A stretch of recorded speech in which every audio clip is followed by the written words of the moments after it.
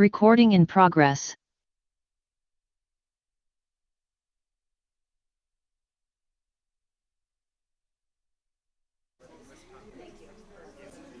Miss Lindsay, hi, Miss Lindsay.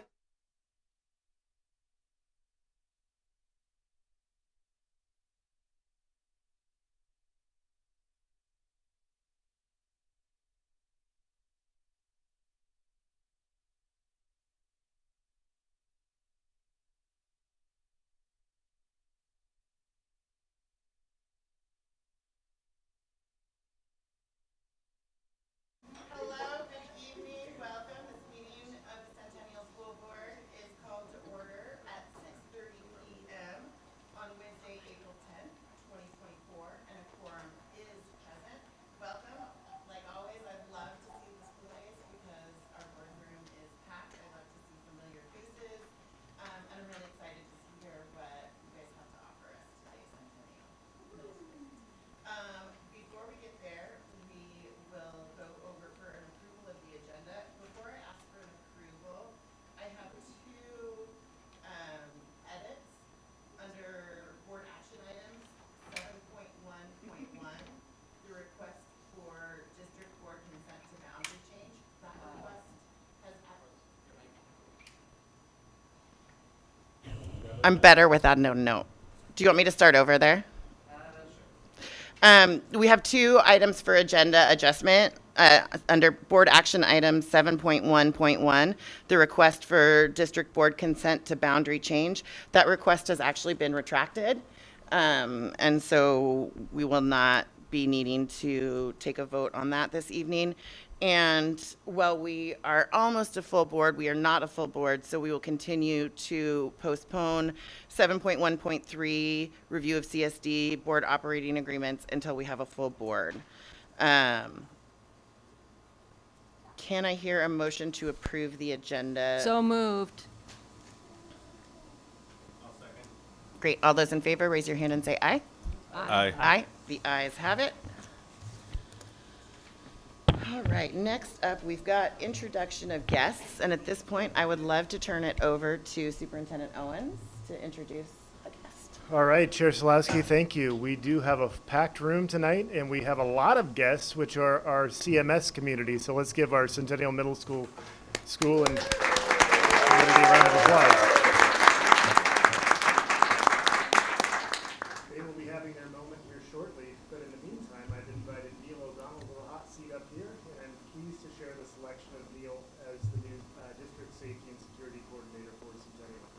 In this role, Neil will direct the comprehensive safety, security, and emergency programs for the district, including ensuring emergency preparedness and response, training of school safety personnel, and serving as the district's liaison to outside law enforcement and emergency responders. A Centennial alumni, Neil started his professional career in 2005 as a police officer in the city of Fairview, where he was a crime prevention coordinator. In that role, he focused on implementing city neighborhood programs such as National Night Out, Neighborhood Watch, and the Bicycle Helmet Program. He also served as an inspector for the Oregon Liquor Control Commission in Milwaukee, where he managed over 1,600 cases, exercised statutory authority as of a peace officer for violations, and represented the commission in administrative hearings and court trials. He moved from his inspector role to an investigator with the commission, where he gained further insight and experience in the commission's work over the state of Oregon. Most recently, as a council representative, Neil played a vital role in the Oregon AFS-CME in Salem. In this role, Neil conducted training, supported labor relations, and negotiated and enforced labor contracts. Neil earned a bachelorette in psychology from Cascade College in Portland. He and his wife, Michelle, have been married for 13 years, have 5 children, ranging 11 to 32. They have grandchildren and are excited about their 4th grandchild. They consider themselves animal lovers, and they have 3 cats and a dog. They reside in Troutdale and enjoy the nice horizontal rains and high winds. I'll spare some of the details so that you'll have something to say.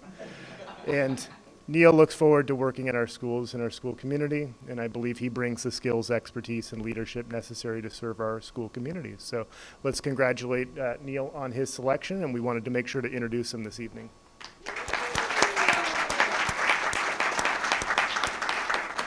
I think Neil does have some things that I didn't read off to share with us tonight, and I'll turn it over to him. You did such a good job, sir. I don't know much else to say. No, thank you so much for that, and good evening to you all. I am extremely excited to be in this position. Trying to think of a few things to share that are not on there. As it does say, I am an alum. I came through when Park Lane was called Harold Oliver Primary, with Harold Oliver Intermediate right next door. So I went through both those grade schools, onto the middle school, onto the high school, graduated from there, participated in wrestling for 1 year, found out that was not for me, and so I continued on with the band, and I played trumpet and got to march in the Rose Parade, doing field show, jazz band, etc. Music's always been a passion of mine. My brother and sister also graduated through the Centennial District as well in 2002 and 2004. And a fun fact for you all, my mother actually sat where you all are sitting today, as she served on the school board from 1991 to 2004. So the roots run deep, and I'm very excited to be back in home. Great.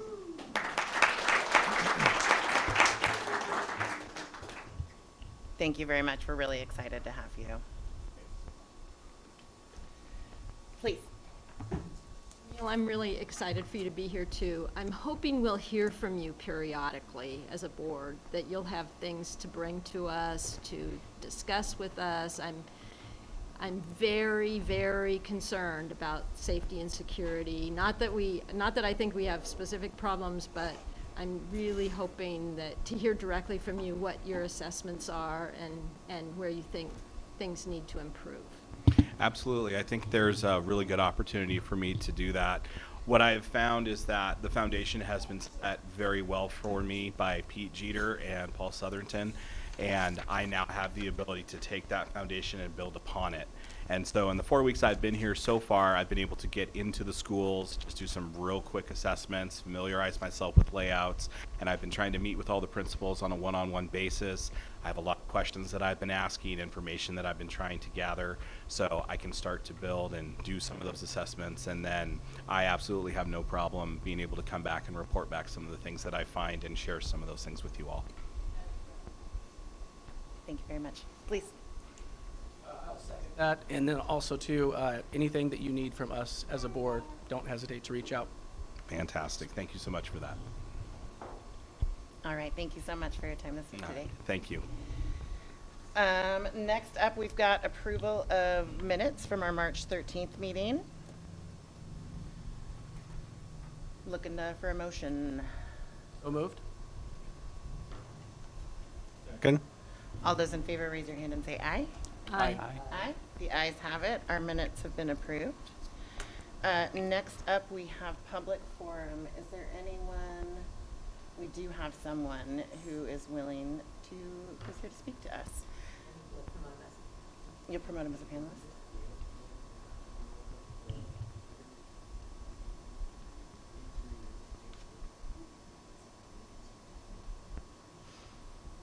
And will we be able to pin him to one of the screens? Perfect. Thank you. Hi, Jim. The floor is yours. Hi, thank you. Can you hear me? Yes, we can. Yeah, greetings, board members, Superintendent Owens, Director Sutherland. My name is Jim Sering. I reside at 20060 Foster Road in the community of Pleasant Valley and the city of Happy Valley. I've been a lifelong resident of Pleasant Valley for 62 years. I attended Pleasant Valley Elementary K through 8th, graduated in 1976, and graduated from Centennial, class of 80. And I'll have to admit, I was a proud member of the beginning years of the Awesome Eagle Show Band, 1976 through 80, one of the highlights of my life. And I professionally served a 30-year fire career at Clackamas Fire District, and like yourselves, have been serving as an elected official for Clackamas Fire. I'm currently serving as the board president of Clackamas for my third term. So I'm one of the leaders of the Foster Trojans Neighborhood Group, who last year submitted the boundary change request for the properties. As you know, I heard at the beginning you formally accepted our request to withdraw the request tonight on the agenda. So thank you very much. If if the request even warrants moving forward again at a later date, we will resubmit with updated, correct information. Since it's been a year, we would want you to have complete information and hear our perspective, since boundary changes are important issues. So thank you again. Have a great meeting. Thank you all for your service to our community, and specifically thank you to Director Sutherland for the time he took to meet with us and to move this request along. So thank you. Have a good evening. Thank you very much for coming and speaking to us, and thank you for your service. Thank you. All right. Now we come to some of the fun stuff. First up, we've got our student representative report from Centennial High School, and we have Lashme here with us today. Take it away. Hello, good evening. I am a student representative from Centennial High School, and I know some familiar faces here. I went to Centennial Middle School, glad to say. So today at Centennial High School, we had our BMX assembly, and it was so fun. This assembly has been one of the most student-engaged assemblies we've had. And I don't know if we can top that after this as student council, because student council didn't do nothing this time. And it was great. There was high energy and everyone enjoyed it. And the best part was it was free. So, yeah. And then here are some more pictures. And then we got a lot of pictures with the BMX riders themselves, and it was really fun.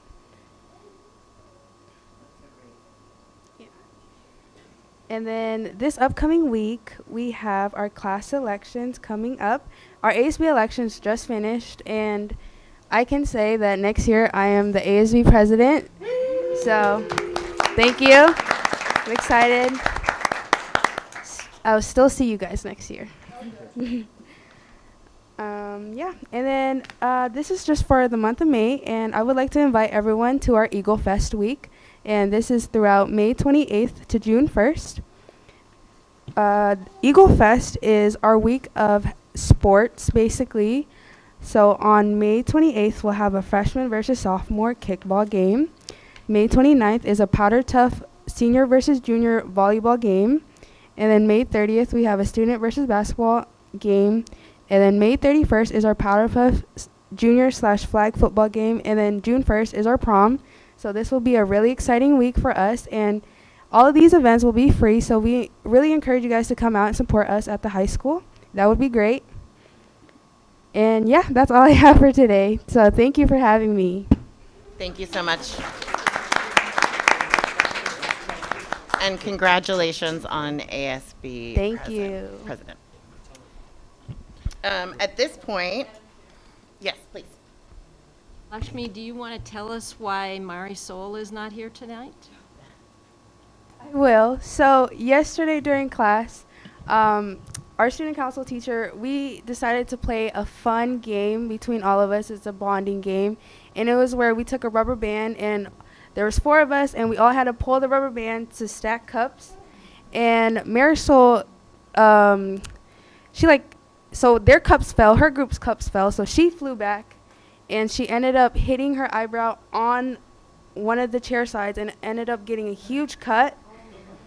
After that, she had to go to the doctors, get stitches, and she ended up with a concussion. So that's why she isn't here, and it's really unfortunate, but she is doing okay. So. Please send her all our Oh yeah. Yes.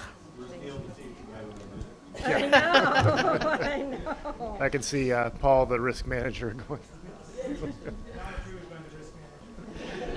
Director Lynn has offered to participate in the staff student basketball game. He's quite the ringer. I've seen him play.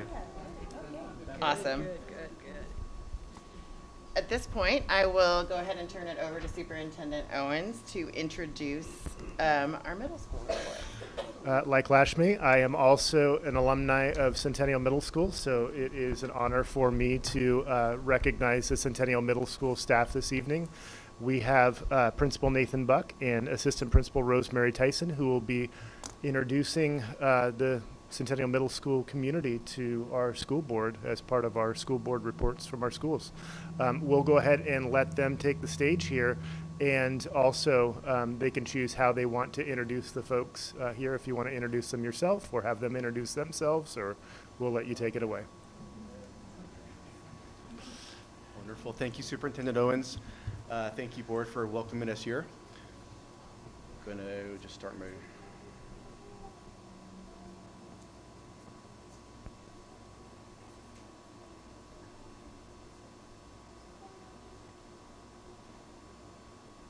And then Nathan, just to double check, your mic is green, is that right? Yes. Perfect.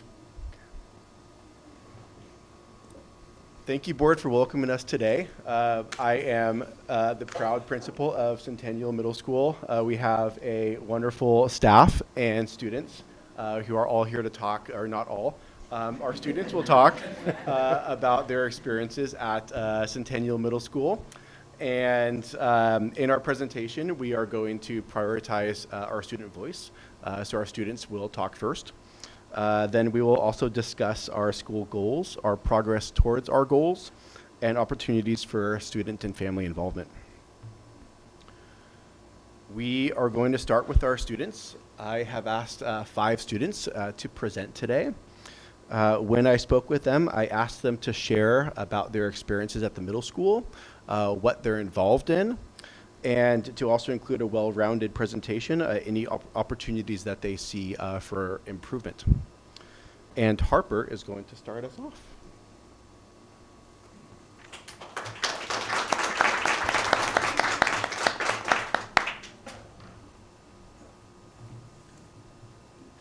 Hello, my name is Harper, and I am involved in track, basketball, volleyball, student council, student leaders, and sources of strength. In student council, I help with the school's events, example, dances, and spirit weeks. But in student leaders, I help watch and take care of students at recess. Sources of strength is preventing people from committing suicide. My classes are going well, and I love my teachers. They are very nice. The school is good, but one thing I recommend is more cameras to help the schools stay safe. Overall, I enjoy the presence of the staff. Thank you for listening.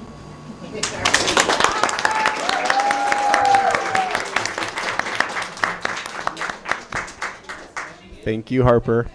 Demetrius.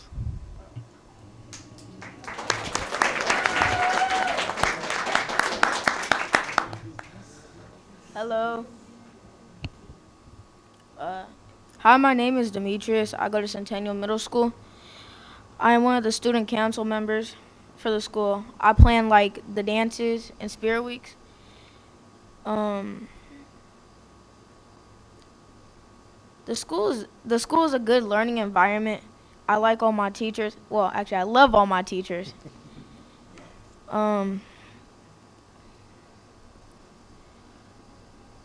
I'm passing all my classes at the moment, but there is a couple things I would change, and that thing is the food. It's not the best,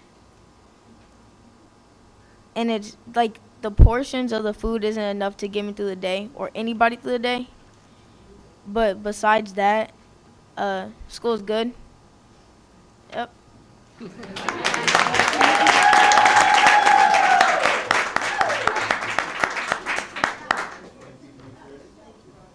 Clean.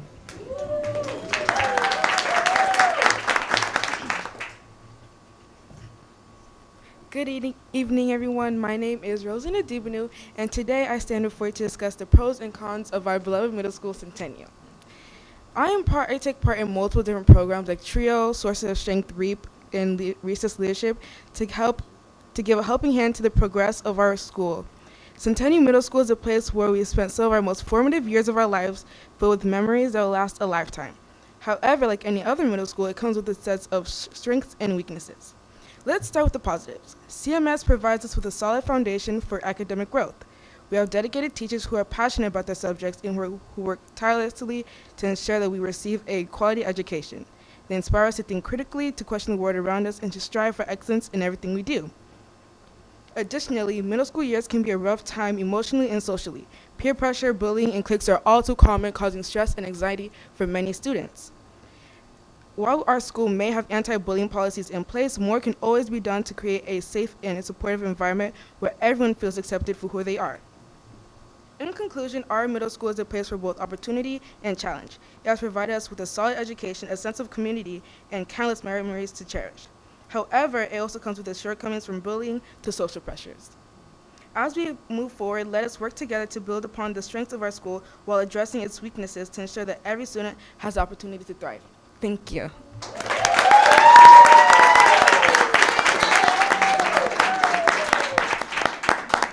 Jolene.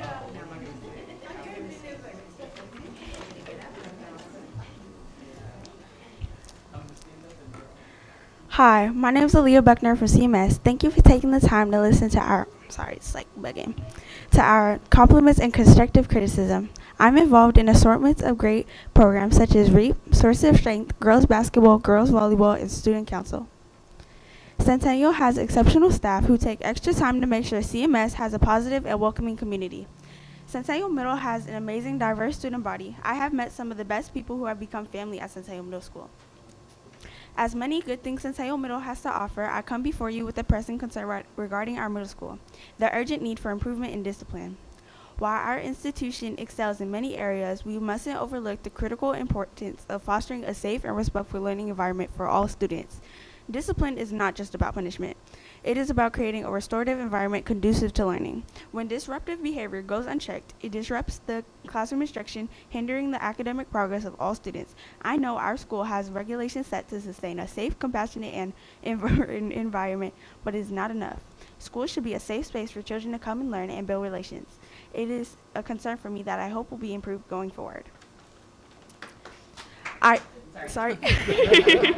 also wish our school had a Black Student Union, BSU. As a young Black girl, I wish there was a place I can go to connect with people like me to experience and celebrate our cultural heritage.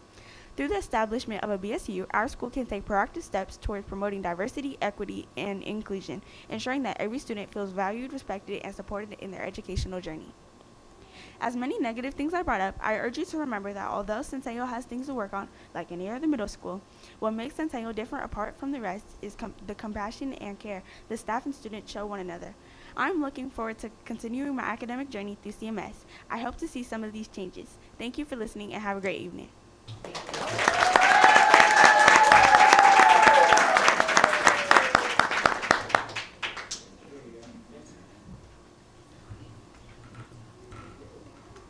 Hello, everybody. Welcome to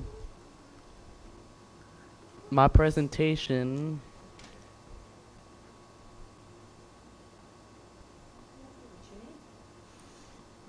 The paper says, hello, my name is Leandre Walker, and I'm an 8th grader at CMS. My favorite thing to do is to come to school and learn. I like all my classes and teachers. It brings me joy when my language arts teacher tells a funny dad joke daily. Also makes me happy to have after school programs like the REAP program because I get to socialize, and I like SUN program because it teaches me skills like cooking and sports, like playing basketball. I really enjoy going on school field trips too. Just like yesterday, we went to Lloyd Center for ice skating. It was so much fun. Middle school has been a great experience, and thank you all so much, including all the teachers behind me. Thank you.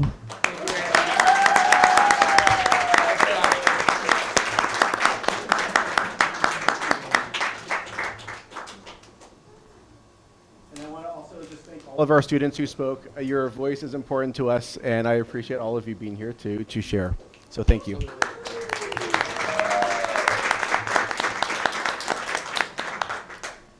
All right, the next thing I promised that we would talk about is where we're at in terms of our school growth and improvement plan. We had two primary goals in our school improvement plan this school year. One focused on literacy. We were using our STAR data to assess our progress through English language arts, which we stated would increase from 29% to 39% over the course of the year. And I'll go more into what that means in my next slide. Our next goal was around climate and culture, and we stated that our student percentage of feeling safe would increase from 52 to 67%, and our student percentage of feeling like they belong would increase from 54 to 69%. What that STAR data means is it's broken up into 4 different levels. Levels 3 and 4 are our students who are above, either at grade level or above grade level in English language arts. And currently we're at 31.74% in that category. This year, our climate and culture data has increased 61% in our last survey. Stated that my school is a welcome and a safe place to be, which is an increase of 9%. And 68.5% of students stated they feel like they belong at CMS, which is an increase of 14.5%. In terms of furthering our progress, we are doing numerous things to keep our school on track and on target so we can continue upon our current growth. We are focusing on professional development on literacy strategies in all classrooms, and I'm leaning into our staff who are also presenting on literacy strategies, because we view that literacy is not just within the English language arts or social studies curriculum, but it's embedded in all of our content areas, because we learn not only our content, but we learn it through language. And so we have had a variety of teachers present literacy strategies from various contents. And then we are also incorporating those high leverage strategies into the classroom, and we have dedicated PLC time. And PLCs have dedicated one strategy that they will focus on implementing over this past month. We also have done staff peer observations. One of the best job embedded professional development is learning from each other. And that is what we are doing this year and has been a focus of us. So we are having staff who are experts in certain literacy strategies present. We are also having staff go and observe other staff. And that was an expectation this year that you are either observed or be an observer so that we can support each other in our growth this year. We have also had equity professional development and responsive classroom professional development. In terms of student togetherness and inclusion and feeling safe and feeling like students belong, we have put a lot of work into school-wide avenues to foster togetherness. So we have started recognition of student achievement. We are continuing our assemblies. We just started evening dances last year. We also are doing team building events and various community events, which I'll go into a little more details a little bit on that later. And there are also student leadership opportunities, including student council and a newly started recess leadership team. Over the past 3 years, we have vastly expanded our opportunities for students at Centennial Middle School. We just had track a mere 3 or 4 years ago, and now we have track, basketball, wrestling, volleyball, and continued youth football. We have sources of strength. Some of our students here are from sources of strength, and they are our agents of change. It's an opportunity for students to support other students and spread positive messaging. We started a recess leadership team to encourage collaborative play. We also have expanded our elective course offerings. You may remember 3 to 4 years ago, we had band and choir. Now we continue to have band and choir, but we have art and art media and theater and piano and guitar. And starting next year, we are bringing back our team sports, fitness, aerobics, and fitness for life PE electives. Other student opportunities include student council, REAP, TRIO, and Sun after school programming, virtual reality. I would encourage you to come walk by the cafeteria while they're doing that. It's fun to watch them walk around with their hands up. Soccer, basketball, cooking, Dungeons & Dragons, gardening club, and a whole host of more after school programming. As part of our fostering togetherness, we are still hosting a whole lot of, well, some assemblies where we do collaborative games, friendly competition. We also offer team activity hours, 2 evening dances over the course of this year. And then we also are specifically offering, or not offering, but acknowledging student character development this year through Students of the Month, and offering our student, acknowledging our student growth academic through their reports that they get. They have those little honor roll. Thank you. I typed my script too small.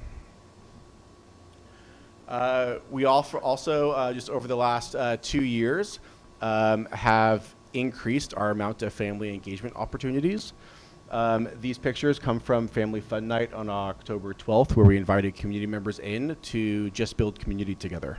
And so we had a whole lot of games, teachers were present, and the goal was to build community together. We also hosted 2 family movie nights and a multicultural night in addition to our conferences.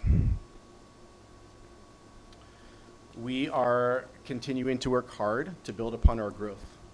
The last few years, we have opened up many new opportunities for our students, including increased elective opportunities, increased athletic opportunities, increased family engagement opportunities, and the formation of a PTO led by families who work hard to support our school community. We will continue focusing intently on providing a high-quality education for our students and providing a rigorous and engaging learning environment.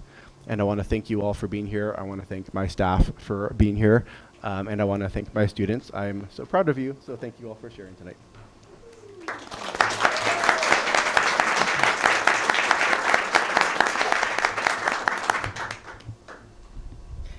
Not to put you on the spot, but would you introduce your staff? Or they could introduce themselves? Oh, however yes, you would like. of course, yes. Why don't we just go around? No, you have to.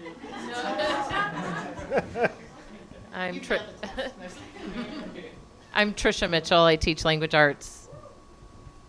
Alethea Happick, language arts. Kelly Pugh, I teach science. Erin Karak, I teach social studies. Shane Fisher, I teach ELD. I'm Nellie Cooter, I teach health. Addie Reamer, social studies. Scott Reamer, science. Kung Hwang, assistant principal. Hi, I'm Rosemary Tyson, assistant principal. Hi, Elizabeth Rufy, 8th grade social studies.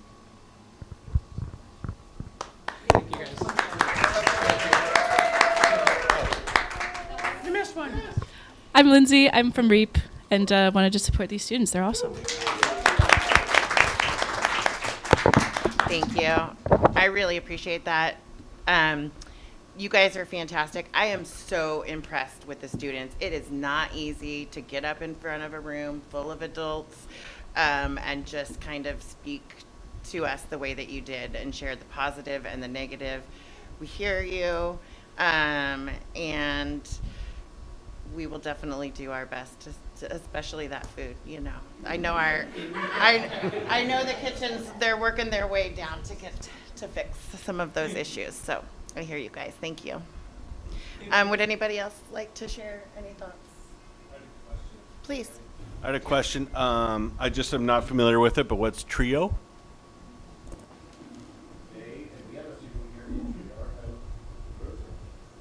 Yeah, so they do a lot of college and career development. It might be in TRIO. You want to? Well, TRIO's mainly about this teacher, Miss Amy. She helps us with like college prep and like helps us get internships and like job interviews. Just help us prep for the future and like life to come, so we're not like blindsided when like the actual time comes. Great, thank you. Anyone else? No? The other thing I forgot I wanted to mention was the PTO and the communication from the PTO to the families has been so incredible this year. I have not been able to participate as much as I would like to. As I have a student at Centennial Middle School too, but it's wonderful to hear all the wonderful things that are happening. So thank you. Yes, and we can thank one of them, Shay, who's here as well. She's on our PTO. And of course, Luis, who is not here, but she's also on our PTO and is doing wonderful work in that. Great communication. Love it. Go ahead. Yeah, I also wanted to recognize the parents that are here this evening and help support the students who are here tonight to share. So let's give them a round of applause. I appreciated the report. I appreciate the vulnerability of the students to be able to come up and share not only what's working well, but areas that they can suggest for improvement. Student voice is an important component of our strategic plan, and it's great to hear students actually coming to us and sharing with us areas that they perceive need to be improved. So I really appreciate that. I found it very validating to hear every student compliment their teachers and their staff. So kudos to the staff of CMS. Just seeing all the work that's happening there, seeing all of what was put on the board, that just doesn't happen. There's a lot of work and rolling up your sleeves that goes into establishing such a strong school culture that you guys are in the process of establishing. And the other thing I would say is that just coming out of the pandemic, I know Centennial, not specifically, but region or nationwide, middle schools have had more struggles, I think, than some other areas. And so it's clear that there's a lot of intention that's going into all of what you're doing, the academics, the social emotional aspects, and we can see the dividends that are happening here with the students who spoke tonight. So a lot of appreciation as a former alumni of Centennial Middle School, and thank you for coming and taking time out of your evening this evening to come and share with us. Appreciate it.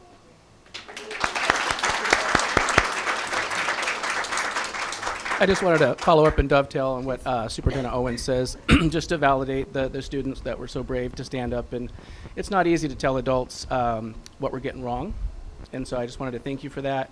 And I know you'll follow up with our new safety and security coordinator and let us know if there's anything that we can do to help you guys. Thank you. All right. At this point, we will go ahead and take about a 10-minute break. Y'all are welcome to go home. I mean, you can stay, but that was really the funnest part of the meeting. We'll take a 10-minute break. You guys can go out there and do photos and stuff. Yeah, let's get a group. Recording stopped.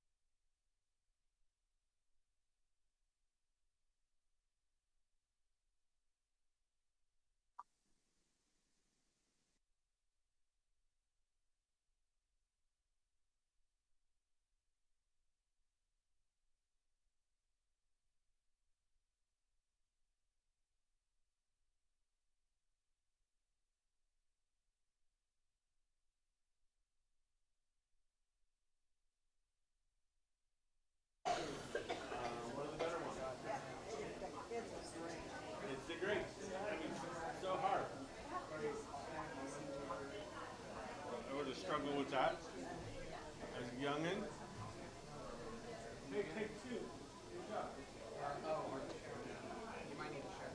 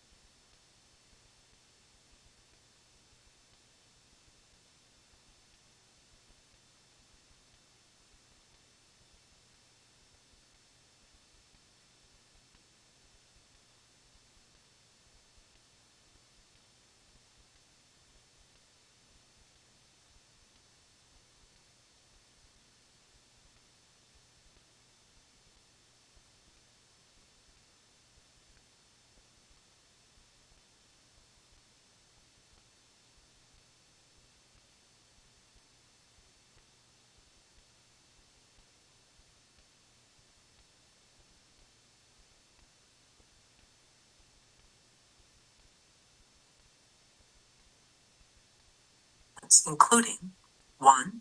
Identifying the prioritized goals and why they are important.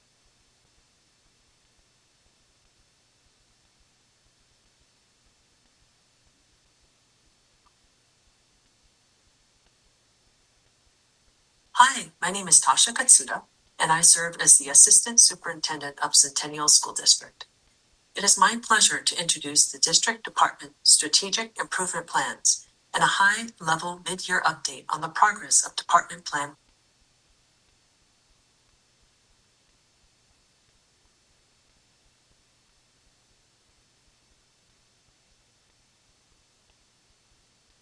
priorities. The District Strategic Plan Roadmap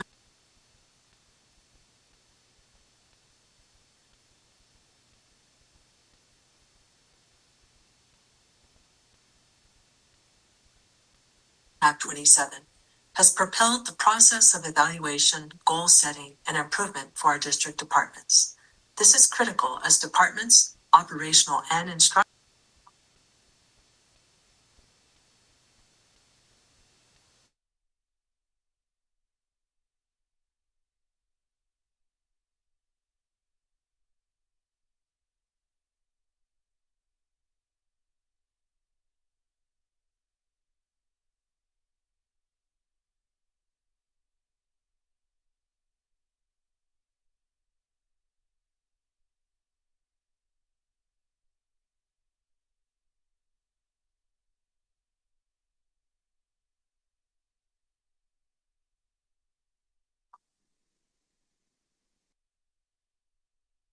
Hi, my name is Tasha Katsuda, and I serve as the Assistant Superintendent of Centennial School District. It is my pleasure to introduce the District Department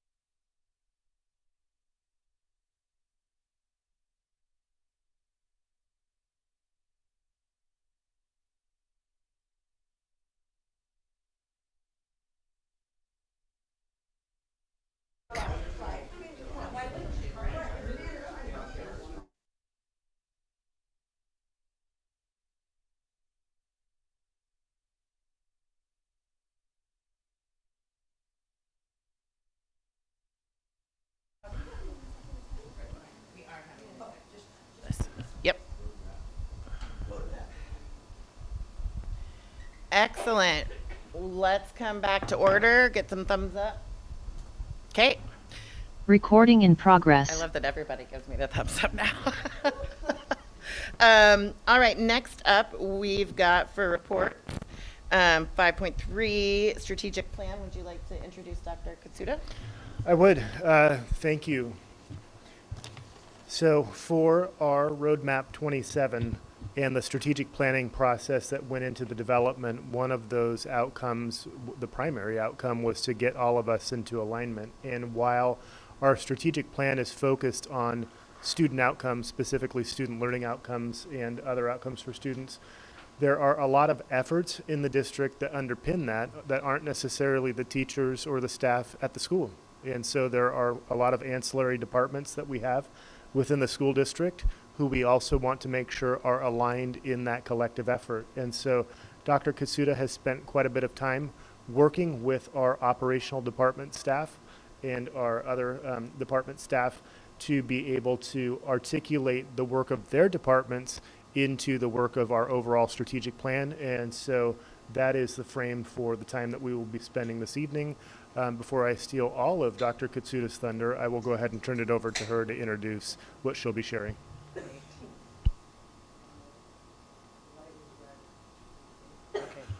All right, thank you very much. Good evening. As Superintendent Owen said, the operational and instructional departments have been meeting throughout the year to align their department improvement plans to the district improvement plan priorities. And so I'm not going to explain a whole lot of detail because a lot of that's going to be presented in the video that's been co-created by all the department directors. And I think it speaks for itself, and then afterwards I'd be happy to answer any questions. Just as a little bit of context, the directors have met, I think 4 times so far this year, the beginning of the year, in development of their improvement plans, and they've been working in every meeting to reflect, look at data, provide an update, and revise their plan if needed, and then to prepare for the next steps in their action plan. And so some of that will be articulated through the video that we put together for you. So. And a little bit of an additional frame here. We thought it would be unwieldy to have multiple department directors come in and present to you, and potentially we could birdwalk all evening by doing that. And so that's why it was determined that we would do this in video format. Yes, thank you. We'll just do a quick test for the sound. Hi, my name is Tasha Katsuda, and I serve as the Assistant Superintendent of Centennial School District. It is my pleasure to introduce the District Department Strategic Improvement Plans and a high-level mid-year update on the progress of department plan priorities. The District Strategic Plan, Roadmap 27, has propelled the process of evaluation, goal setting, and improvement for our district departments. This is critical as departments, operational and instructional, provide the services, supports, and systems that contribute to student learning experiences in our district.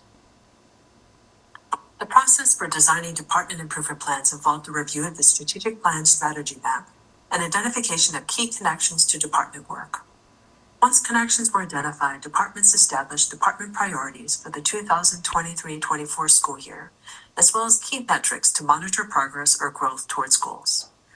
The following department updates will provide you with a high-level overview and progress report regarding the department improvement plans, including 1. Identifying the prioritized goals and why they are important. 2. Who is involved in the improvement efforts. 3. Identifying the measures used to monitor the impact of actions. 4. A mid-year progress report. And 5. The next level of work for the department. Hello, my name is Sean Schroeder, and I serve as the Transportation Director for the district. I have been here for the past 3 school years. We have 35 employees that work in different capacities at transportation. We run the district pony route, district-wide school bus routes, and have just added 2 van routes which will help take our students to and from school each day.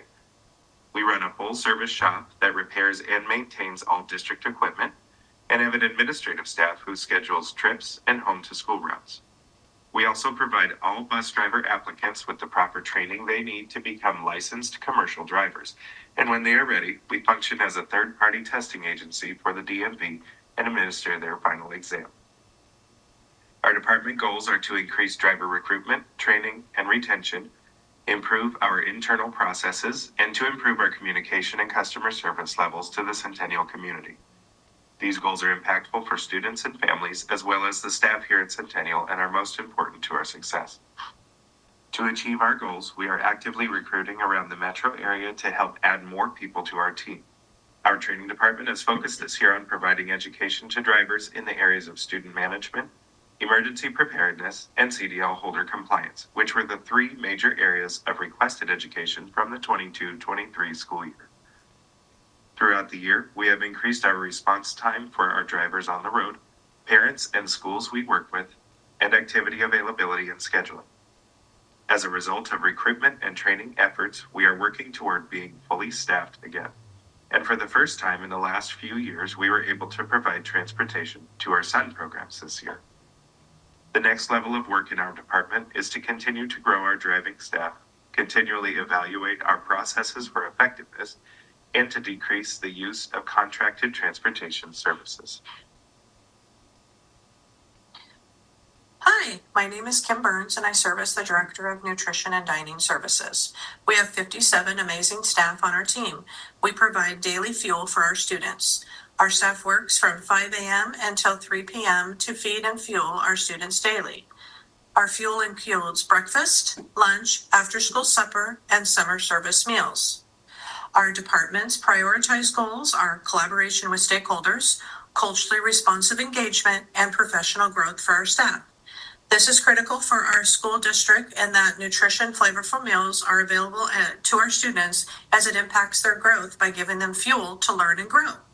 This requires our team of cooks, managers, and office members to boost our menu daily selections, revamping our menus, and increasing fresh produce availability and upgrading equipment and service areas. We are monitoring this and the impact of our efforts through student engagement, meeting with and tasting with groups of students at all levels, and adjusting those menu items based on student participation. We're also having meaningful, purposeful trainings for our staff this year so they can learn and grow as well. This has shown our department continues to learn and grow in terms of our students, staff, and parent feedback toward our prioritized goals. Our next level of work in our department is to continue our success and revitalization of our service area using the high school as our flagship. We will continue to meet with students group and work at a district high level of customer service. Thank you for your time. Hi, I'm Tina Gabrielle, the Payroll Benefits Director for Centennial School District and have been with the district since 2009. I am one of 9 staff members that work in the Business Services Department that are available year-round to provide accounting services for the school district and staff members during the hours of 7:30 to 4:30 p.m. Some of the services we provide are accounts payable, accounts receivable, district budgeting, full-service staff payroll and benefits, and additional services for the district's current 852 employees, which include full-time, part-time, and seasonal staff members. We've been working towards the development and processes for implementation of training manuals for the departments and buildings to assist in building staff member skills, knowledge, and as an available tool to help each building and department be successful. In addition, we will be scheduling meetings to provide training, and we will also have training guides available electronically and/or hard copy. The Business Services Department is currently researching different vendors and/or interviewing other school districts to assist in the selection and implementation of a new payroll reporting software that will work with our accounting software, with a goal for the year of 2025-2026 fiscal year. Our goal for the new software is for our staff members, buildings, and operational departments to have a streamlined process and a system that is able to record and process payroll information clearly and accurately. This will assist in the time it takes employees and supervisors to complete payroll duties while assuring accuracy and transparency. The Business Services Office is committed to being a supportive part of the district and always being available to our staff members, vendors, and the community to answer questions, provide information, and service. Hello, my name is Frank Decker and I serve as the district's technology director. This is my 12th year at Centennial, and our department has a total of 13 staff members. Our department is located at Meadows Elementary. We provide technology service and support for all Centennial staff and students, including network, phone, computer, mobile devices, security cameras, intercoms, and the print shop.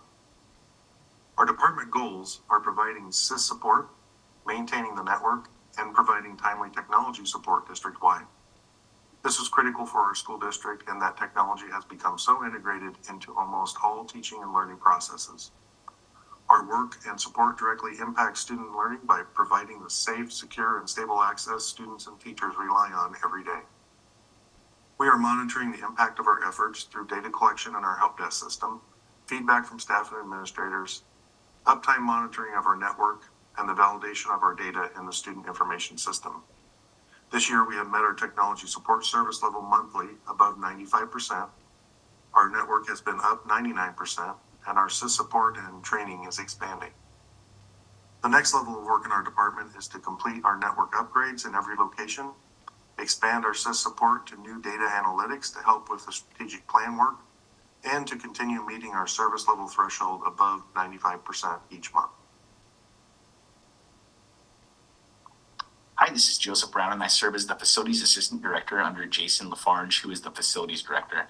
We have collectively a staff of about 34 people and oversee just over 1 million square feet of building space. Our department is open from 5:30 a.m. through 11 p.m. Monday through Friday, and we respond to emergencies outside of these office hours to ensure that our buildings are safe, secure, and clean to best support our community and our kids' education.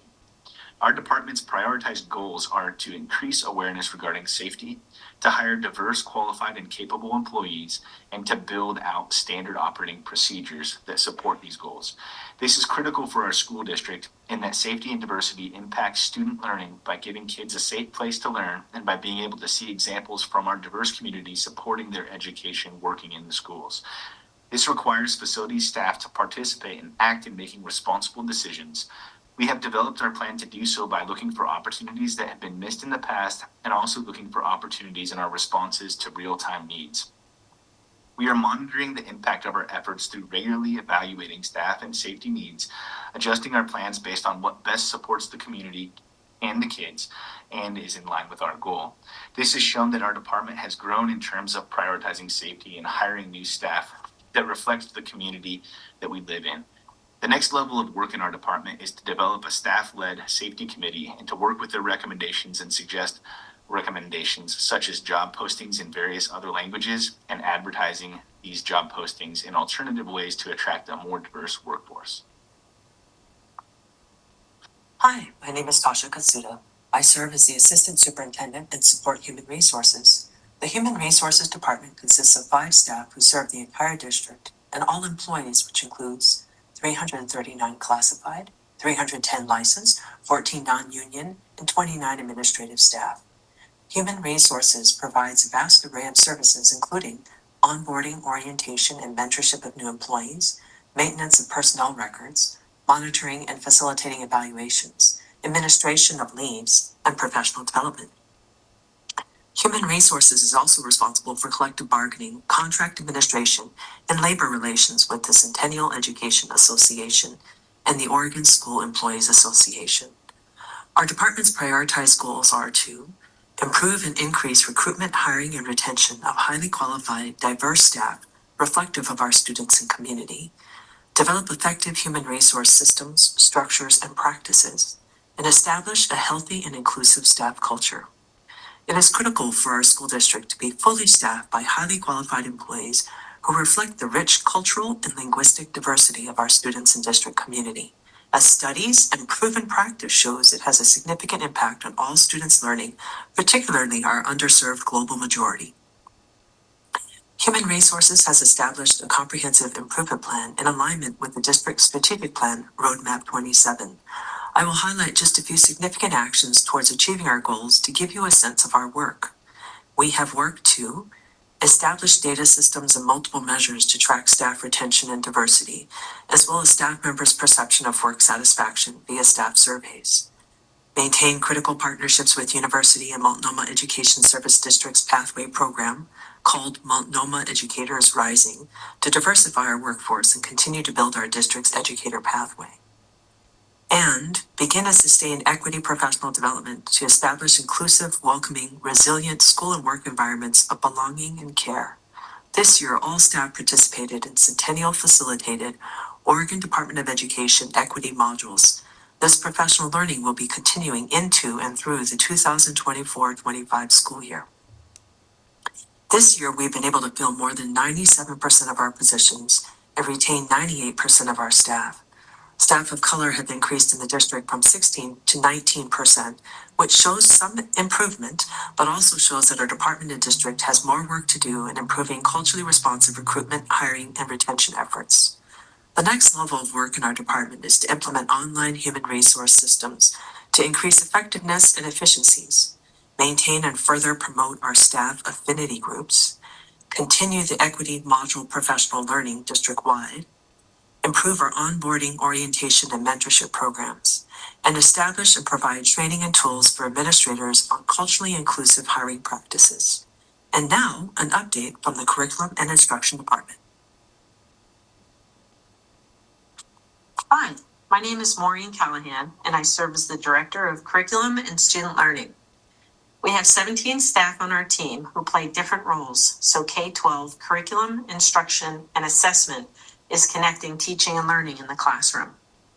Our department's prioritized goals are students are engaged in rigorous, relevant, and responsive learning, job-embedded adult learning, and effective lesson design that supports students' learning. This is critical for our school district. When we know and understand how to elevate the qualities of our students through these practices, we will positively impact students' learning to go beyond the classroom. This requires classroom teachers to believe each student is capable of learning challenging academic content and can provide productive learning environments. We have developed rigorous and relevant indicator tools by content and by school focus area, so learning walks and peer observations are effective learning spaces for adults. We monitor the impact of our efforts through instructional coach service data, learning walk and peer observation data, as well as district language arts and math assessment data. After each data summit, we adjust our supports and services based on the need. This has shown our department has grown in terms of making data-informed decisions toward our prioritized goals. The next level of our work in our department is to build capacity to systematically use data to inform instructional practices across the district. Hi, my name is Denise Wright. I use she, her, hers pronouns, and I serve as the Director of Student Services. The Student Services Department here in Centennial focuses in on the needs of students within a multi-tiered system of support, also known as MTSS. This includes considering what all students need, what some students need, and what individual students need. The Student Services Department includes special education, counseling, social workers, mental health services, nurses, equity, 504 plans, alternative placement and options, our flight and crisis team, students who experience homelessness or are in foster care, nonviolent crisis prevention, and behavior safety assessment teams. There are over 120 staff as a part of our department. This includes educational assistants, learning specialists, speech pathologists, school psychologists, school counselors, social workers, record managers, multi-tiered systems of support coaches, behavior, autism, assistive technology, and building consultants, youth transition program specialists, our homeless liaison, our reconnections coordinator, as well as secretaries and administrators. Our department's prioritized goals include integrating social emotional learning throughout the school day, building strong, effective, reflective, and responsive multi-tiered systems of support and teams within our buildings, and increasing outcomes for students who experience disabilities. All of this work is critical for our school district because ensuring that each of our students feel seen, heard, cared about impacts student learning by creating and developing a sense of belonging within our classrooms and our school buildings. This requires that each staff member has to personally reflect about who they are and what they bring to the classroom each and every day, and ensure that instructional practices support our amazingly diverse student population with high expectations and universally designed accessible instruction. We have been developing our knowledge, skills, and ability this year through our Engaging Equity professional development, the Special Education Work Group, and by utilizing many of the responsive classroom strategies, such as interactive modeling, morning meetings and advisory, and classroom expectations in our K-8 buildings. We're monitoring the impact of our efforts through walkthroughs, feedback forms, and student counts, especially with outside placements, and adjusting our follow-up based on this data. This has shown that our department has decreased the number of students in more restrictive settings over the course of the last few years, which moves us towards our prioritized goals. The next level of work in our department is to continue to go deeper with what we've been working on this year, and we will be rolling out the special education work group recommendations very soon. Hello, I'm Albert Rosales Correa, and I'll be introducing the Communications Department District Priorities. As Chief Communications Officer, my goals are to streamline internal and external communications, serve as a trusted source of information, and provide expanded and equitable language access for the district and departments. Department stats include the quality and quantity of work. Communications has produced and developed dozens of videos and audio productions, taken countless of photographs of numerous events, prepared and translated hundreds of documents across the district, and translated thousands of words. Communications has also established new programming standards to build a brand for Centennial School District. This has enabled us to provide better quality productions of work for the entire district. Communications has dedicated many hours to provide services support across the entire Centennial schools, departments, and programs. The Communication Department progress is monitored and measured by the quantity and quality of each production, initiative, and campaign. This is critical for our school district, and the transparent and timely communication builds and impacts student learning by highlighting district success. This requires essential staff to cover and produce high-quality production features and campaigns. I've garnered further professional development by taking personal and district workshops to further my skills in the communities. This has shown that the department has produced much more productions in terms of campaigns and initiatives towards our prioritized goals. The next level of work in our department is to identify critical communication needs, develop branding and style standards, and further expand equitable language access.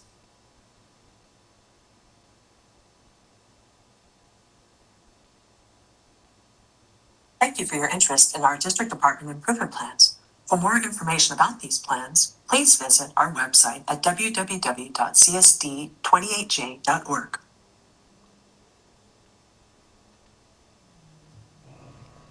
Any questions? That was a lot of information.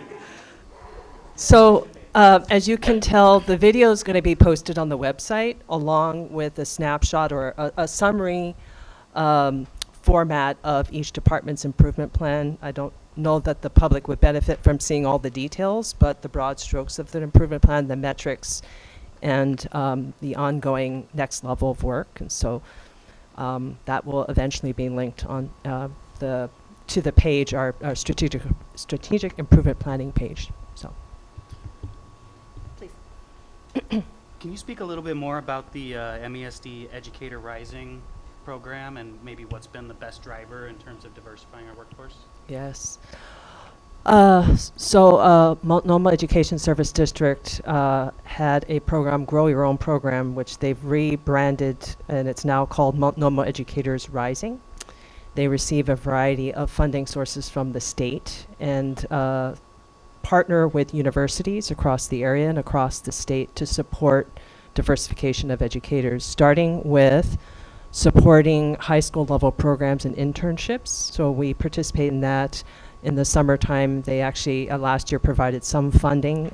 We're still trying to figure out how much they can support us financially this year, where we pay high school students to work in our elementary summer school. We use that as a performance task, and from there, they could conceivably choose to be and apply for an educator assistant position in the district. The Multnomah Educator Rising program provides supports and funds for students of color that move into or who hold, who eventually, if they were to follow this pathway, become educational assistants. They'll actually pay for them to continue with their classes into and through to the point to where they're licensed as an educator or teacher.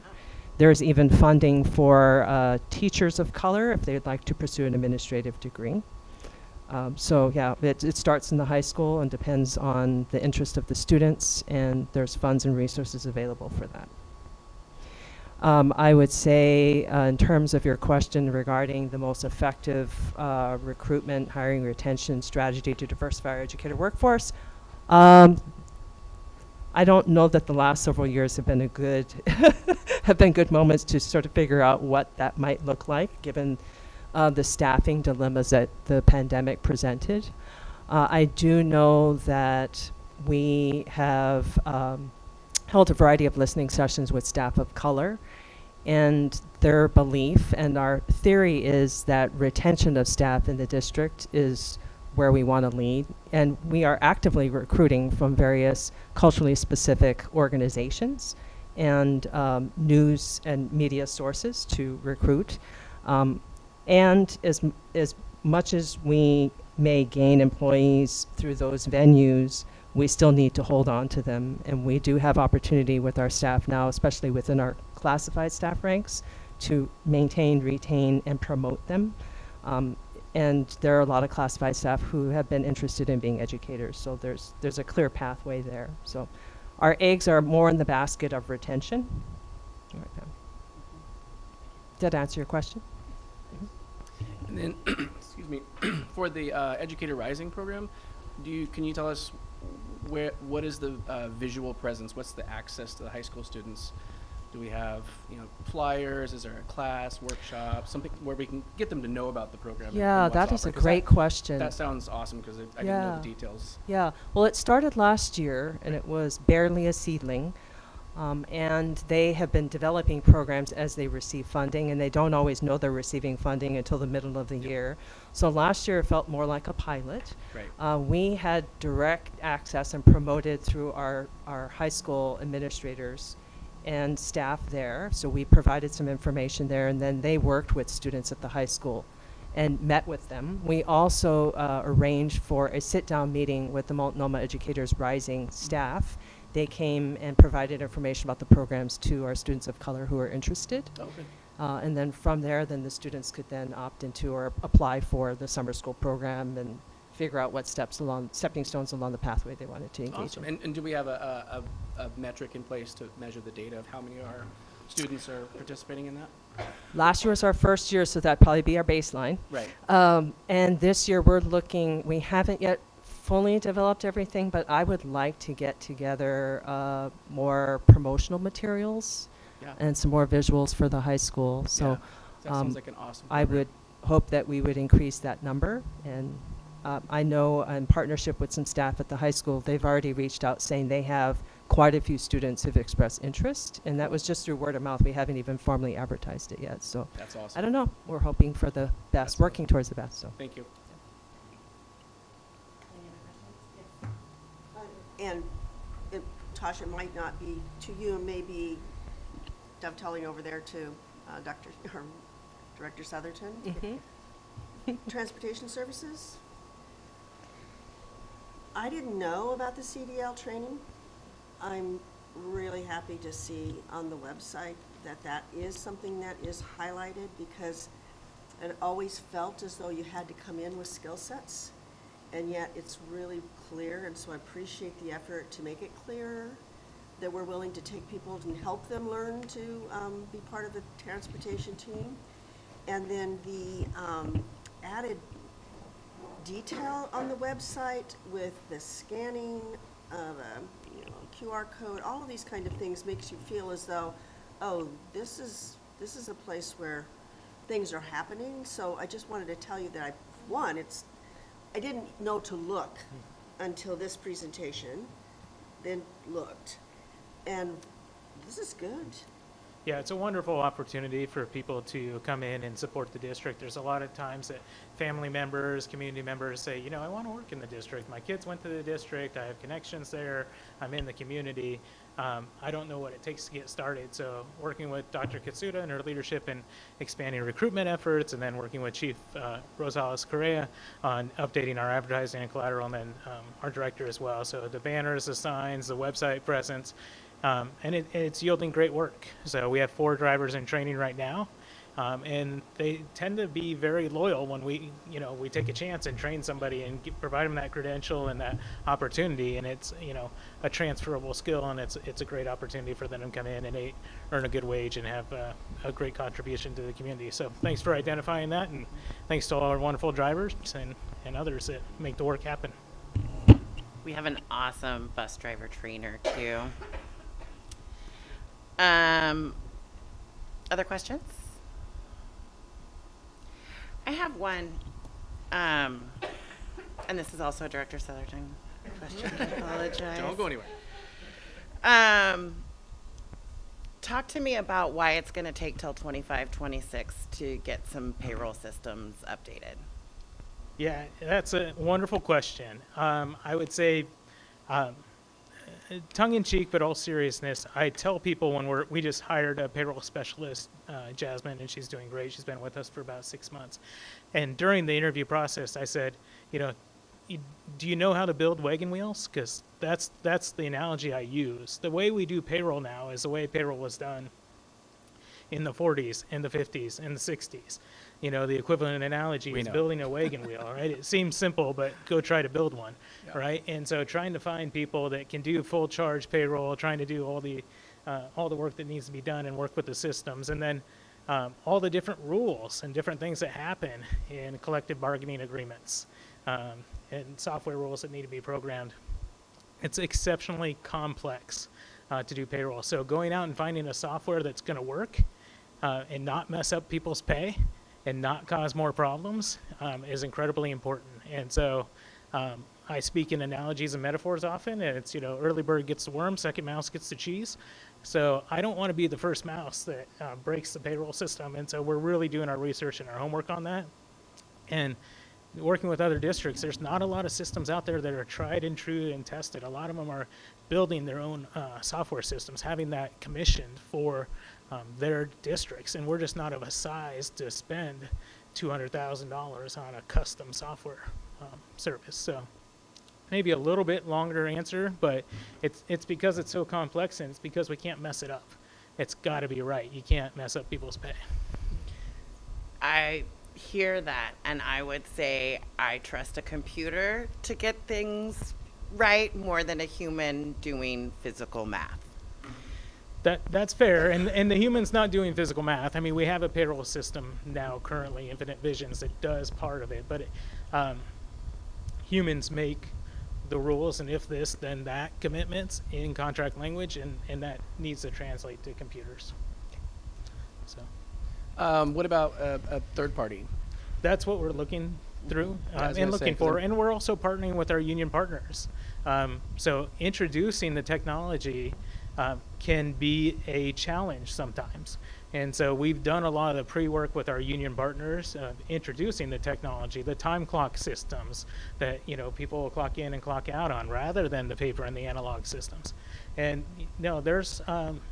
there are some employers who have used those systems in the past and had negative impacts on employees. And so sometimes if you don't do the pre-work and you don't have the relationship and you don't go in that with eyes wide open and working with union partners, it can turn into a big negative, and you can have issues with retention and otherwise. So, with Dr. Kitsuda's leadership and working with our collective bargaining partners, we've introduced that, and they've been agreeable to it after we've, done the pre-work and had the commitments working with them. So, I'm hopeful that we'll be able to get it. Yeah, I mean, not by September. That's just not realistic for right. the 24-25 school year. That's partially why we're targeting 25-26 as well, is because it's not something you want to introduce kind of mid-school year, and then you have problems and people don't get paid, right? Right. Yeah, I mean, I would have to imagine we're not the only school district that's have to make that transition from analog to something a little more updated. So that's why I'm saying maybe a third-party ADP, or even some of our local CPAs, that are doing work for school districts. So just anything and everything to streamline the process, because I know that's a big point of contention for our union partners. Yeah, absolutely. Great idea. A lot of them, ADP in particular, will require you to use their software, and it may not, again, be built for the rules that were required, but it's definitely worth connecting or reaching out to them.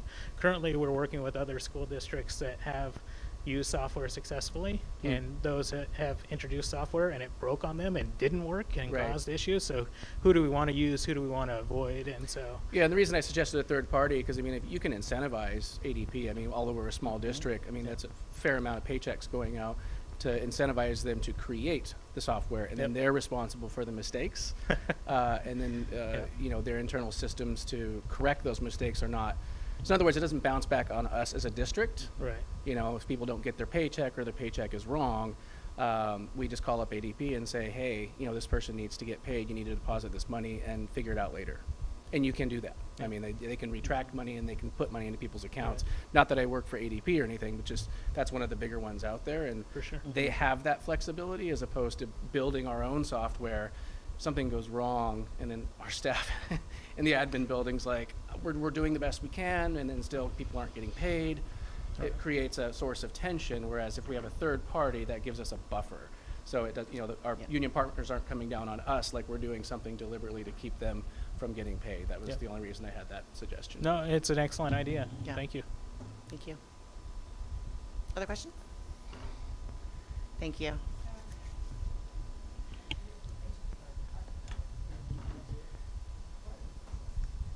All right, next up, what do we are to superintendent's report. At this point, I'll turn it over to Superintendent Owens. I have to admit I had to Google the reference to early bird gets the worm and second mouse gets the cheese, and now I get it. Took me a minute. Sometimes it does. Oh, second mouse gets the cheese. See the graphic here? Yeah, it took, Yeah. because the first mouse doesn't get the cheese. Doesn't get the cheese. We can leave it at that. So, spell it out really well for me, thank you.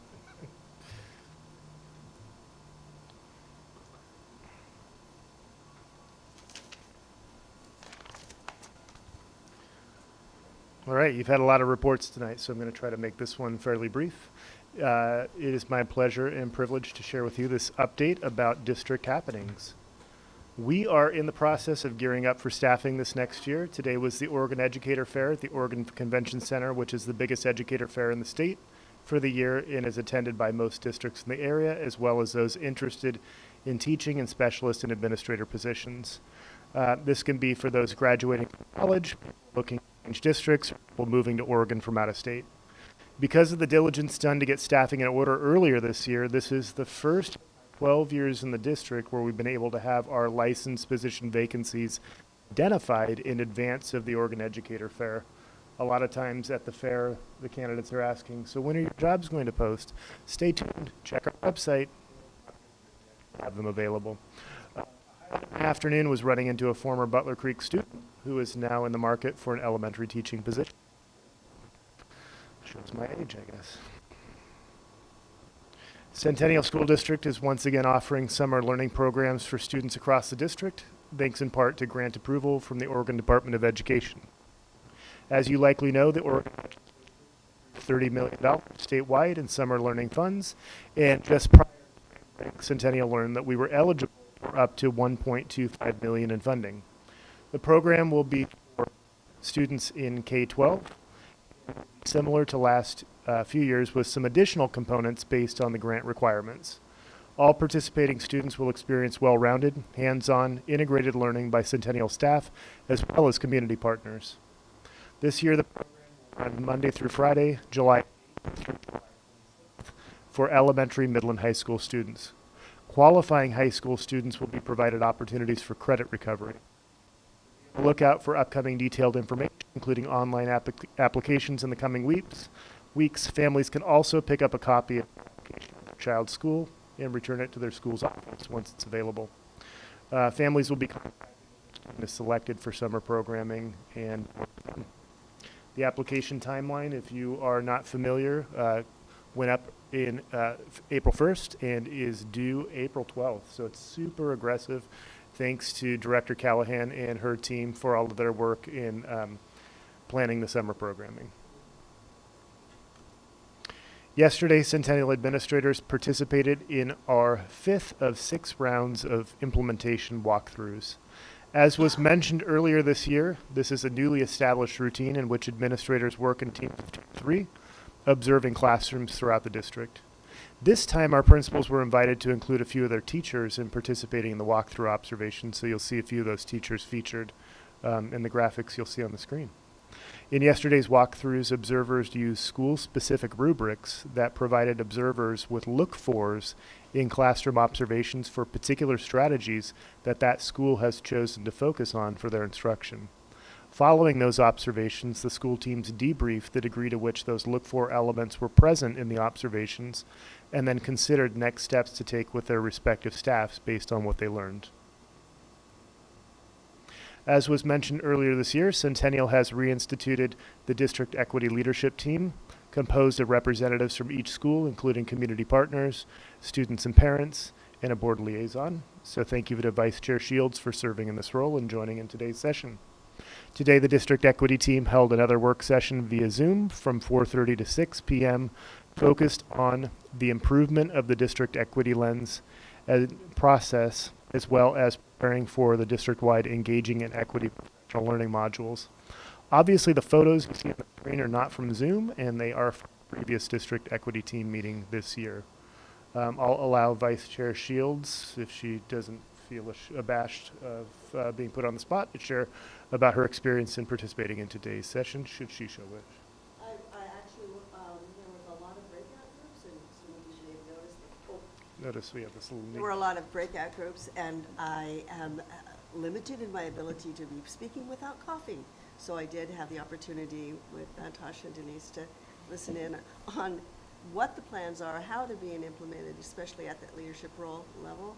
It's always very impressive to see the amount of work that's being going into this, and the commitment of the people that are there, and the knowledge, the feeling of knowledge and growth every time you go to one of these meetings. So kudos to those two directors for the work that they're doing with their team. Thank you. As a critical component of Roadmap 27 implementation, Centennial School District will be re-administering annual surveys for staff, students, and families. Results from all surveys will be utilized to inform our actions in establishing high-quality learning experiences, instruction, and services to our students and community. The staff and student surveys opened earlier this week, and the family caregiver survey will open in a couple of days. All surveys will close on Friday, April 26th. The family caregiver survey will be provided in English, Spanish, Russian, and Vietnamese, and will be accessible online, in hard copy, as well as in school offices where technology will be made available for those who prefer to complete the survey online at their student school. Surveys will be anonymous and will take about 10 to 15 minutes to finish, and we thank our community for their consideration as we continue to gather ongoing feedback on the implementation of our strategic plan and our critical work in service of students and families.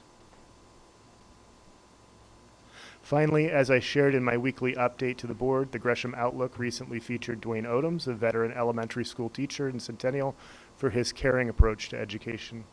As noted in the article, Mr. Odoms prioritizes creating a safe and accepting environment for his students at Pleasant Valley, where he's taught 4th grade for the last 13 years.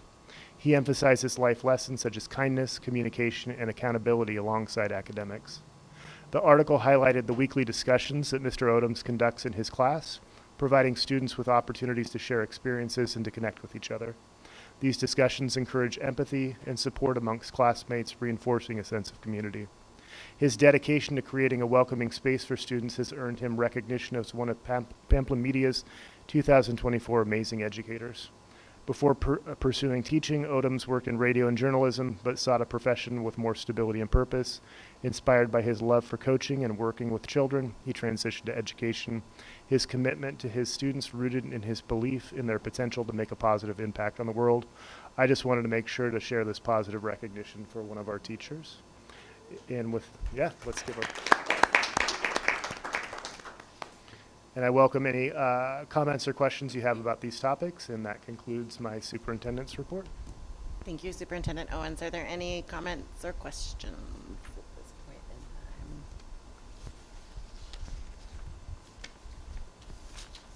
in time? All right, thank you. My son had Mr. Odoms, and he is fabulous. He's a really good teacher. So well deserved. let's move right along to confirmation items. I move that we approve confirmation items. Seconded. All those in favor, raise your hand and say aye. Aye. Aye. Aye. Aye. The ayes have it. It's unanimous. The confirmation items have been passed. Let's keep working, if that's all right with everybody. Great. Moving to, as we mentioned before, there's no 7.1.1, so we'll jump to 7.1.2. And at this point, welcome, Mr. Southerton. I'll turn it right over to Director Southerton. He can very well introduce what he's introducing. Wonderful. I hope you enjoyed your 5-minute break from operations and business. I'm back with you again today. We have GMP number 8 before you for consideration under the CMGC Emmerich construction contract. This is for mechanical ventilation, additional window replacement, and additional abatement work at Val Butte Elementary. The work is going to be paid with ESSER funds and has been approved by the Oregon Department of Education. I welcome any questions you may have.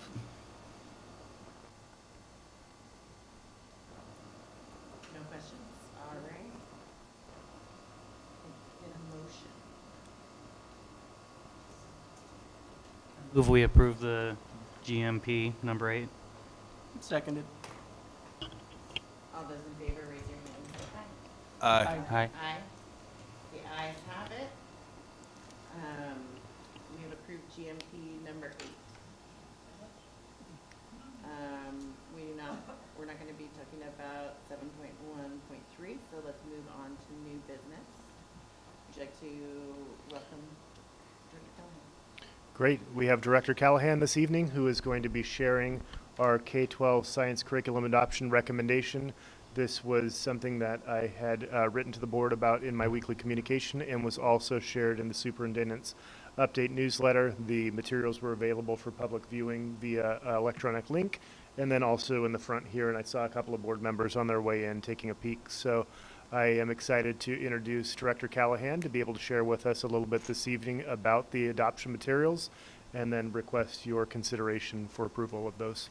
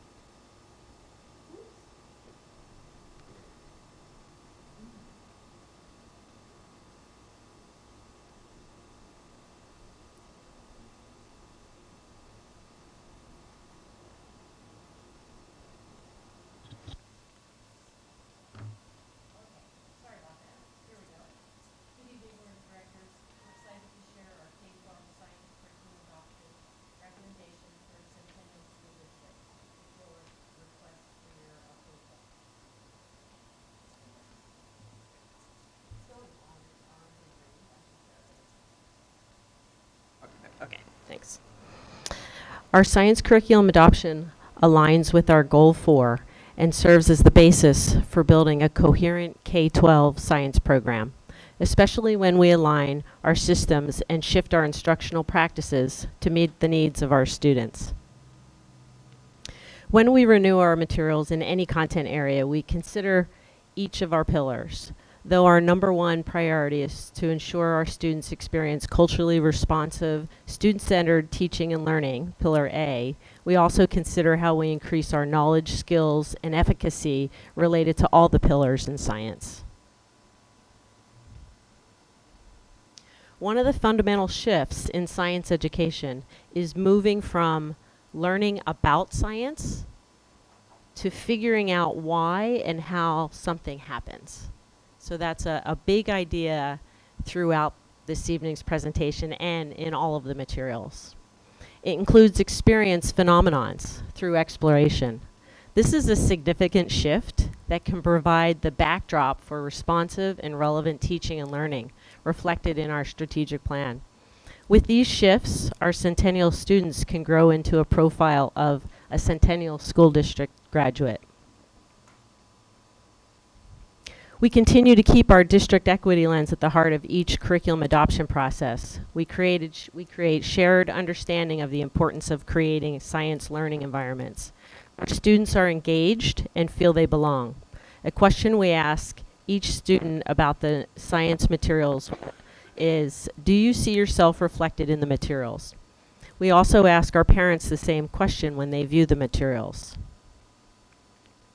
This is a summary of the process for selecting curriculum materials. We understand the changes that are unique to the content area, in this case science. We consider what we want long-term for our students K-12, with Centennial students at the center. We analyze the materials against the state requirements, our district vision, mission, and goals. We test out those materials and we collect as much information as possible from our students, families, and teachers. This also minimizes the bias in the selection process, and we analyze all the feedback and make a recommendation from that. This slide represents the science materials recommended at each level. All of the materials promote and prioritize that shift from learning about science. So if you think about our science learning when we were kids, you had a chapter on photosynthesis, you read the chapter, you identified the terms. Maybe you did some exploration work, maybe you didn't. I didn't, probably. And now it's about figuring out how that works, figuring out why that works. And so that's definite shift that hopefully you see in the materials. Let's see. Each level is unique in their needs related to the next steps in developing a K-12 science program. Those unique needs are common across the state, and ODE has made shifts to promote high-quality science instruction. Whoops, sorry. At the elementary level, for example, ODE recognizes the literacy connections in science content. We want to ensure that science is taught on a regular basis at the elementary level. Selecting Houghton Mifflin Harcourt aligns with our language arts adoption.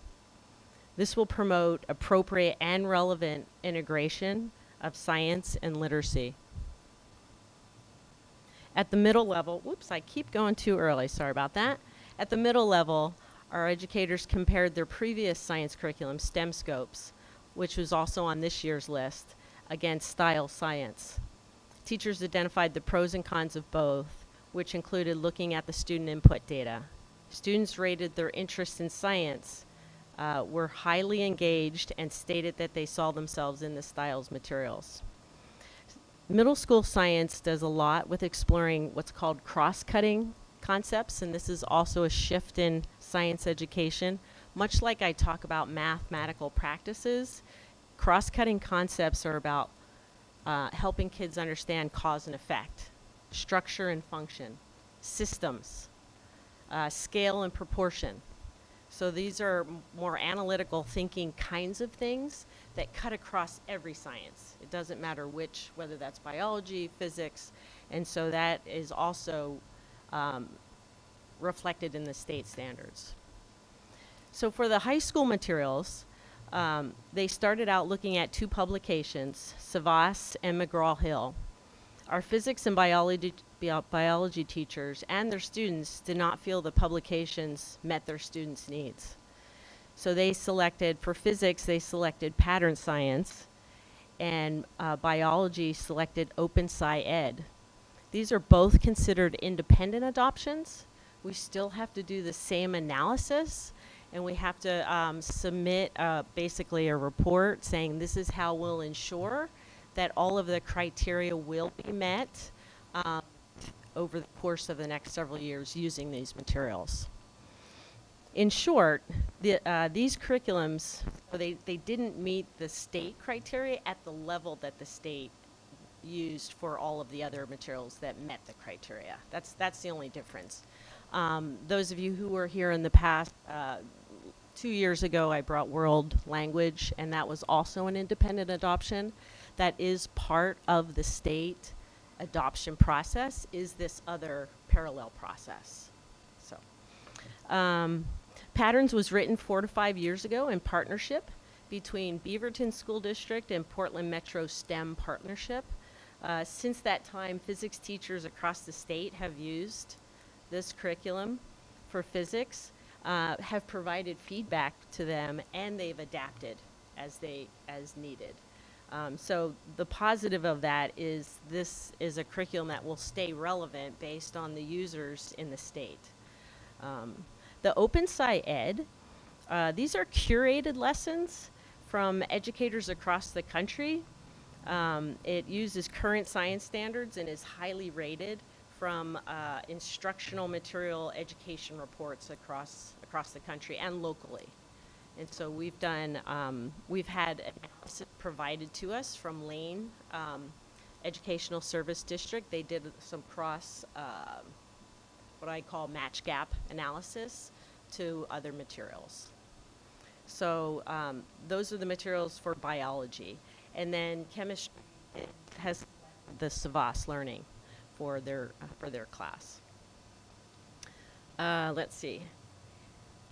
Next, I just want to share a little bit of the student data.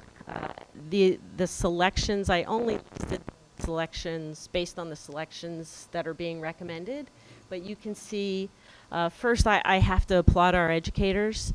This is the highest number of student input that we've gotten in the 3 years that I've been here. We just continue to get better and better at eliciting our students' input on materials, and that does weigh heavily in terms of our selection. So if it meets all the criteria and our kids like it, it's got to be the right materials. That's my thinking. So you can see that very favorable in terms of wanting to learn science, very favorable in terms of being engaged. Lots of comments. I put comments in the next 2 slides. I won't read those. Hopefully you have an opportunity to. But what my takeaway, engaging, enjoyable, fun, curious, things like teamwork, exploring new ideas, all of these things are surfacing out of just the sampling of these curriculums. So I think that that's a good sign in terms of the direction we'll be going. So again, these are the instructional materials that we're recommending for science, K-12. And with that, I can take any questions?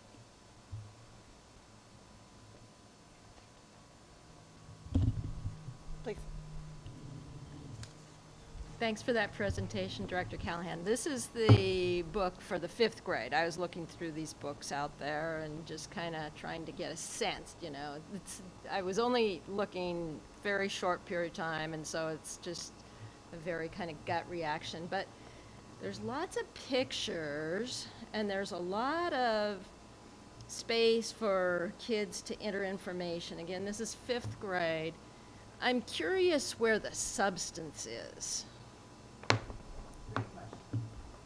And I wouldn't put a lot, so those are consumables, not intended to be a textbook, but to be just that, like almost like a journal, where they can house the content, the material, the things that they're learning. The substance is really so between the online and the activities. The activities are mini explorations or mini labs. The kit actually includes all of the hands-on materials that students will use as well. And so I think it's actually a combination, and I will go back to this shift. You're not going to see a lot of like the definitions and the how-tos. Those definitions are there, but it's not like the textbooks that we had. It's here's some concepts, here's some definitions, let's do this exploration, let's explore this inquiry around, I keep using the example, photosynthesis, so that kids are coming up with and exploring the rationale for how things work. So it's a little bit flipped in terms of content. So the students are the ones producing the content and the teachers guiding them in terms of the learning.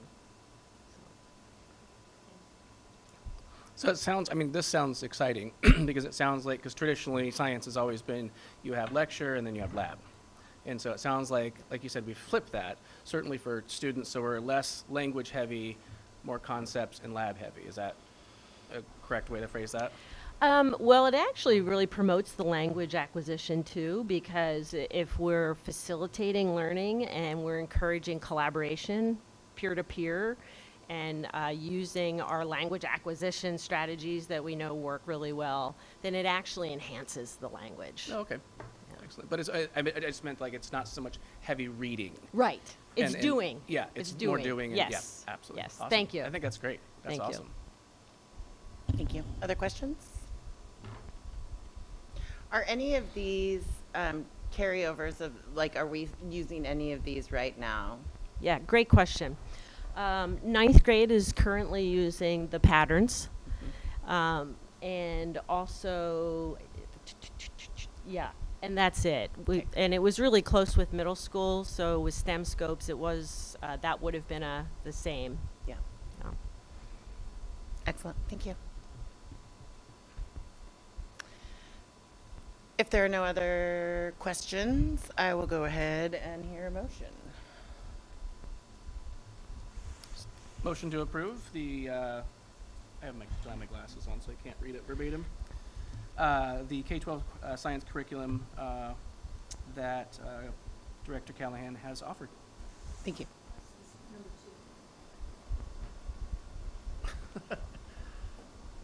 Yeah, so a motion to approve K-12 science instructional materials as listed on the previous slide. Oh, yes, and the approval for the instructional materials not to exceed $1 million. Thank you. All those in favor, raise your hand and say aye. Aye. Aye. Aye. The ayes have it. We've got some new science curriculum. Thank you. Awesome. Great work. Next up, under new business, so we received a recommendation from our bond oversight committee that they would like to do some recognition. And at this point, I'm going to go ahead and turn it over to Claudia, who was one of our representatives on the bond oversight committee, to speak to us a little bit about the recommendation. So first of all, what the Bond Oversight Committee is asking is that we install a plaque at Powell Butte Elementary Gym, one of the new gyms, acknowledging and recognizing Rod Betcher's involvement in the 2020 bond, starting from the very beginning of the facility evaluation and determining what projects should be included in the bond, what being the co-chair of the Yes for Centennial Kids and putting on lots of miles going door to door to get the bond approved by voters, and finally, for over 3 years, chairing the Bond Oversight Committee, working with Superintendent Owens and Director Southerton and our project manager to ensure that all those projects that were identified in the facility project process actually came to fruition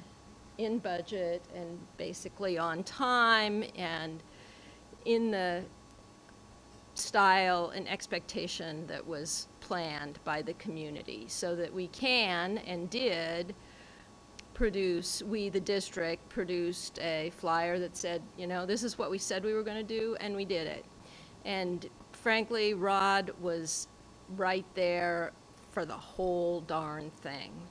We're recommending Powell Butte because he went to middle school there, and that would be the one of the 4 new gyms. First of all, I think the gyms are the most visible result of the bond. And he went to Powell Butte, and so that is probably the place where the real nexus is for him. We believe that the timing is right because the bond oversight concluded its involvement at the last meeting, which was about a month ago. And we had the dedications for all 4 of the gyms a couple of weeks ago. And basically what Rod has done for the past about 7 years, I think, 6 or 7 years involved on this particular bond is concluded at this point. And so I think the timing's right. We think the timing's right. We aren't proposing this necessarily to acknowledge the scope, the broad scope of what he has provided to the district over 30-plus years of being on the school board, budget committee, passing bonds. Everything that he's brought to this district is really amazing. But this would be more specifically focused on his work on the 2020 bond. Thank you very much for covering that. At this point, are there any questions or comments, or shall we go ahead and move to a vote? Just asking where the funding, and what's the cost associated with it? I don't believe that something like this could come out of the bond money that's left, but I'd turn to Director Southerton for that, and also to know what he thinks maybe it might cost. I haven't looked into that. Great question. So you'll notice in the adopted budget, not the bond, there is a minor amount of funding in maintenance for signage and maintenance and wayfinding and things like that. So it would come out of that general fund is what I would propose, because that's what we use for signage around the district. Great. Great, yeah. And I'd love to acknowledge, I love markers that mark what's been done over the years. And I mean, I would love to see more conversation about other plaques or even historic markers or maybe something like that around the schools. So I really appreciate that. I think that what was, when this was kind of brought up, it was something that I felt like as a board, it was not necessarily for us to put forward this idea. So we asked the Bond Oversight Committee come to it. So it seemed similar. Like I would love to have, I'm not sure how that would look, right? But like, I love the idea of getting more out there. I just don't necessarily feel comfortable with us being like, this is who we should acknowledge. I'd love for us to be able to decide based on nominations to the board. So yeah, some type of process would be great. Thank you. And then do we have language to make this motion? Currently, I'm just looking for approval to recognize Rod with a plaque at Pell Butte. Well, I'd like to make that motion to approve the recommendation to recognize Rod Betcher for his work on the bond, for the 2020 bond, and the funds needed to come out of the general fund as Director has suggested. Thank you. Second. All those in favor, raise your hand and say aye. Aye. Aye. Perfect. The ayes have it. We have made it through all of our action items. Let's take a quick look at future agenda items. All right, so our next board meeting is scheduled to be virtual on April 24th. We're tentatively planning on the following agenda items. Keep in mind we have our first budget committee meeting at 6 p.m. that evening, and so our work session is scheduled to start at 7:30. So we'll be joining via, I believe, the same link for the 6 p.m. for the budget, and then work session at 7:30. We have recognition for Teacher Appreciation Week.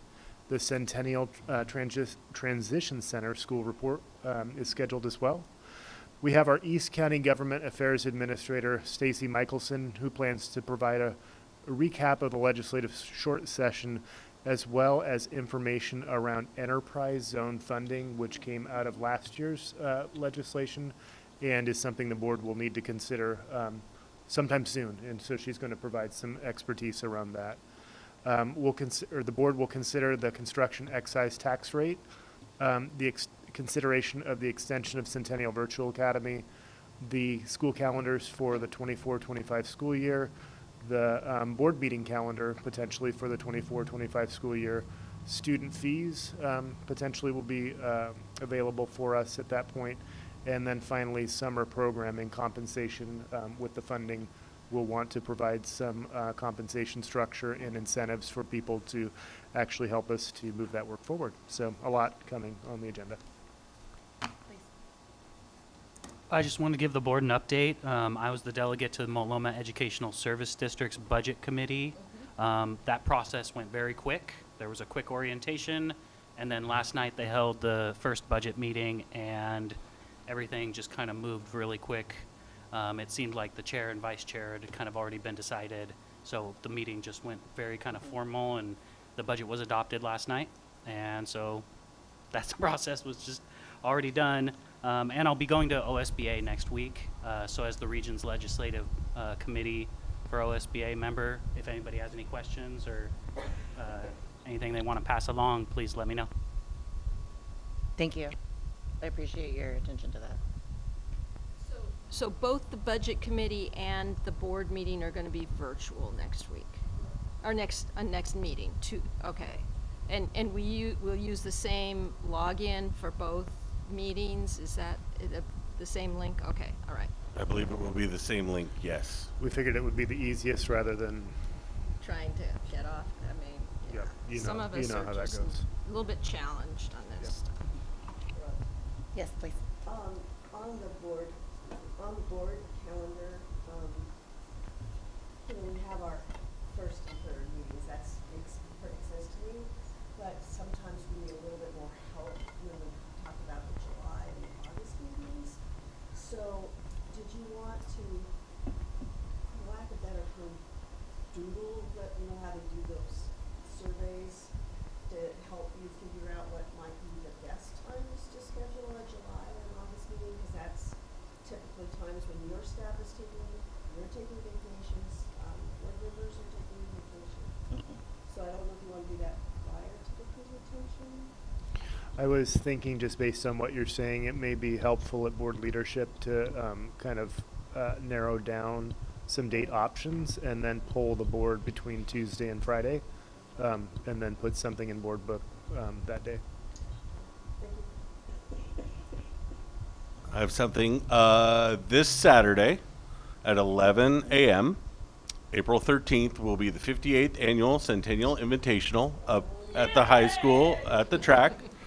It will be the first invitational on the new track, so, and new field and all the new fun stuff. So I hope it's a great time for us to showcase ourselves. Are you going to be announcing? I am going to be. Oh, how cool. Oh, that's exciting. Do you know if there's volunteers still needed? Yes. Okay. Just contact Dante. We are still looking for volunteers. Perfect. Thank you. 11 a.m. it starts. Awards are at 6:45. And we're going to see where the high jump pit is on the opposite side of the oval from the and make sure that people aren't walking in front of those high jumpers or in front of the runners. And if you volunteer for the event, your obligation is for the duration of that particular event, so you wouldn't necessarily have to be there from 11 to 7. So just keep in mind if you want to volunteer for something. Thank you. Anything else for the good of the order? All right, this meeting is adjourned at 8:30 p.m. At this point, we will take a brief 10-minute recess, and then the board will meet in an executive session pursuant to ORS 192.6602D to conduct deliberations with persons designated by the government